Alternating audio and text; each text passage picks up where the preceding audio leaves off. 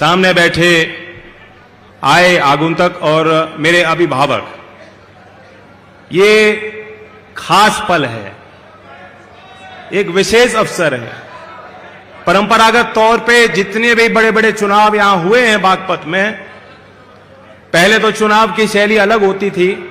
चौधरी चरण सिंह जी के समय वो आके एक ही मीटिंग करते थे। बताओ, पुराने लोग बैठे हैं, एक ही मीटिंग करते थे। वो मीटिंग होती थी, उसमें फैसला हो जाता था। लेकिन हर चुनाव में बड़ौत की सभा ने एक निर्णायक फैसला लेने के लिए हमें ताकत दी है और ऊर्जा दी है। आज चारू भी दिल्ली से चल के इसलिए आई, उस पर कोई पद नहीं है। अशोक जी कह रहे थे राष्ट्रीय पदाधिकारी नहीं है, वो राजनीतिक रुचि है, लेकिन राजनीतिक तौर पे वे सक्रिय नहीं है। वो मेरे समर्थन में सहयोग करती हैं और वो आपको देखने आई हैं। और जब डॉक्टर सांगवान जी का टिकट हुआ, उसी दिन शायद मुझसे ज्यादा खुश या सांगवान जी से ज्यादा खुश चारू थे, और चारू ने कहा हम उनके लिए जरूर जाऊंगी। तो आपसे आके उन्होंने संवाद किया और मैं बैठा चारू की बात सुन रहा था। पीछे से एक हमारे पार्टी के वरिष्ठ नेता आए, उन्होंने कहा अब तो आपका नंबर कट गया, अब तो इन्हीं को बुलाया करेंगे। तो आपका प्यार है और ये हम सब के लिए भावुक पल हैं। चौधरी अजीत सिंह जी की कर्मभूमि है। आज यहां जिस हॉल में ये सभा हो रही है आयोजित, साथ में जो हॉल है, इसका निर्माण चौधरी अजीत सिंह जी ने यहाँ के नौजवानों के लिए, यहाँ के खिलाड़ियों के लिए किया। यहाँ के बागपत जिले के हर कोने में आपको लोग मिल जाएंगे जो हमारे परिवार के तौर पे उनका नाता है, रिश्ता है और प्यार, और वही प्यार मुझे भी ताकत देता है। मैं जहां भी हूं, जिस लायक हूंगा, मैं क्षेत्र के लिए सदैव समर्पित रहूंगा। मैं चुनाव भले ना लड़ रहा हूं, लेकिन आपके मान सम्मान की लड़ाई जब भी लड़नी पड़ेगी मैं लड़ूंगा। और आपको एक बेहतर वकील, एक अच्छे इंसान, एक नेक इंसान, इन्होंने अभी बताया अगर ये चाहते तो अपने लिए संपत्तियां अर्जित कर सकते थे। इन्होंने बताया मेरे पास कोई संपत्ति नहीं। अपने आप में कोई उपलब्धि नहीं होती। आमतौर पर आदमी कहेगा भाई जो आदमी सफल नहीं हुआ वो क्या करेगा। संपत्ति इनकी इसलिए नहीं है कि जवानी में इन्होंने फैसला ले लिया था चौधरी चरण सिंह जी की बात सुनकर कि जो कुछ भी मैं करूंगा मैं समाज के लिए करूंगा। तो ऐसे व्यक्ति का चयन, और यहां उन्होंने नारा भी दिया कि चलेगा नल और खिलेगा कमल। लेकिन खिल तो डॉक्टर साहब आप भी रहे हो। थकान महसूस हो रही नहीं हो रही? मैं देख रहा हूं दुर्गति हो रही है।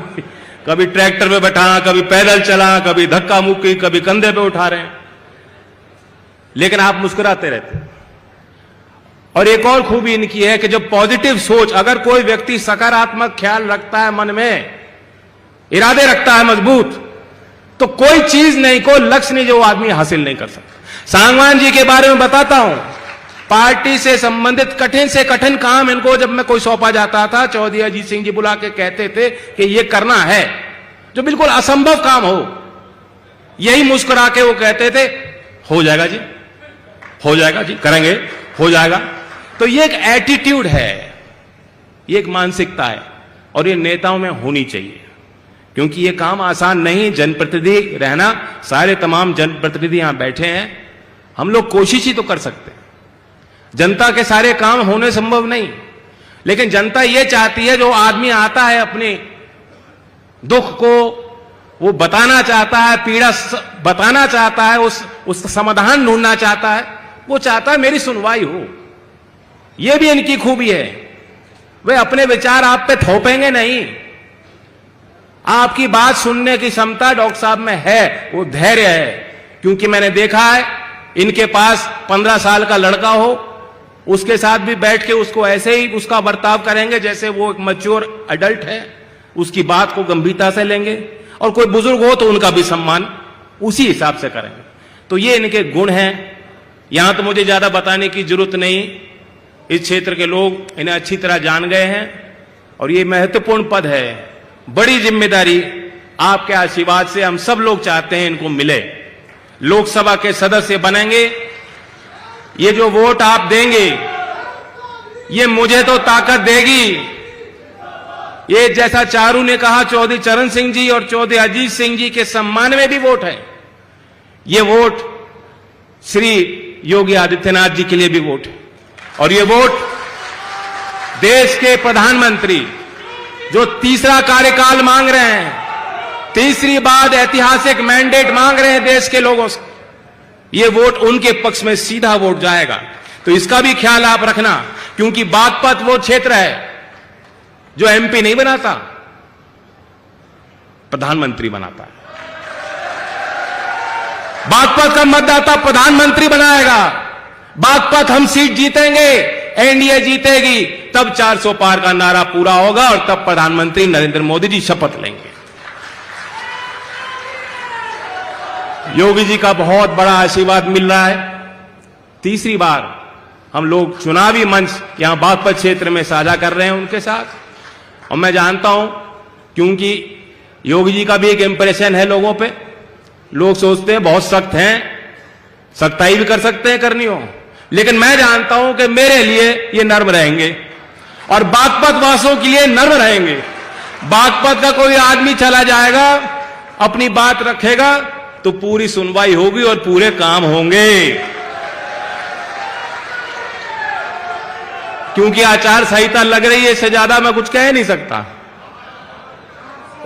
और मैं जानता हूं बागपत वाले वैसे भी होशियार हैं, अपने काम कराने में अव्वल नंबर 1, पीछे नहीं किसी से। मेरी भी जरूरत नहीं पड़ेगी, सीधा ही काम हो जाएंगे आप। तो आपके चेहरे पे रौनक बनी रहे। और मैं गंभीरता की बात आपको करना चाहता हूं, मैं कोई भाषण नहीं दे रहा।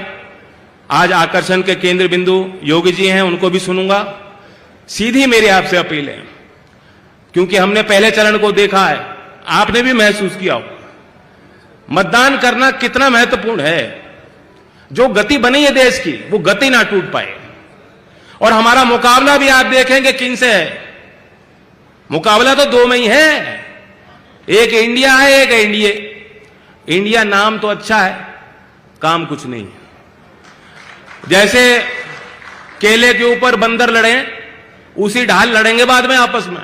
अभी लड़ लिए, प्रधानमंत्री का कोई दावेदार नहीं है। हमारे पास तो एक अच्छा चेहरा है जिसके काम को लोगों ने देख लिया, पहचान लिया। इनके पास कौन प्रत्याशी मैं नहीं जानता। योगी जी आप जानते हो कौन है इंडिया का प्रत्याशी, कौन है प्रधानमंत्री का? नहीं जानते, योगी जी भी नहीं जानते, कोई नहीं जानता। तो बाद में लड़ेंगे, अभी लड़ रहे हैं और कोई एजेंडा नहीं है। सामाजिक सुरक्षा की बात कर रहे हैं, न्याय की बात कर रहे हैं, लेकिन जमीन पे आपने देखा पिछले 5-10 वर्षों में जो काम हुए, करोड़ों लोगों के घर में शौचालय बने, करोड़ों गरीब लोगों के मकान बने, करोड़ों आपके घरों का विद्युतीकरण हुआ, करोड़ों किसानों को सीधा सम्मान निधि मिली। और मान सम्मान की बात जो है, देश की आदमी को, देश के गरीब व्यक्ति को कभी झुकना ना पड़े, उसके मान सम्मान का ख्याल भी सरकार रखती है। तो दूसरी तरफ जो नेता वो कह रहे मुझे मौका दे दो, टकाटक झटाझट गरीबी खत्म कर दूंगा। कोई फॉर्मूला नहीं है, कोई नीति नहीं है। अमीर और गरीब के बीच में जो अंतर है ये कम होना चाहिए। ये विकसित भारत के सपने का हिस्सा है। विकसित भारत अगर हमें लक्ष्य पूरा करना है तो महत्वपूर्ण कड़ी है। लेकिन चौधरी चरण सिंह जी ने रास्ता दिखाया था। वो कहते थे किसान को आगे करो, गांव को देश के विकास का बुनियाद बनाओ, क्योंकि ग्रामीण अर्थव्यवस्था देश में है। और कमेरे का सम्मान करो, मजदूर का सम्मान करो, श्रमिक का सम्मान करो।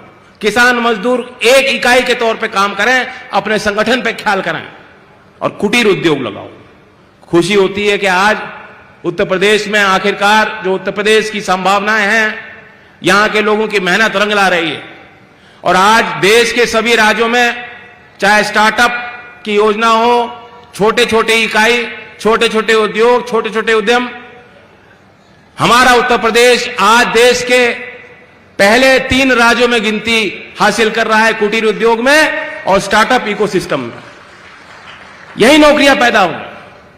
बाकी ये कह देना भी आरक्षण बढ़ा देंगे, जाति सर्वेक्षण कर लेंगे, वो उपाय है, वो उपाय नहीं है। सरकारी नौकरियां सीमित हैं, आप जानते हो।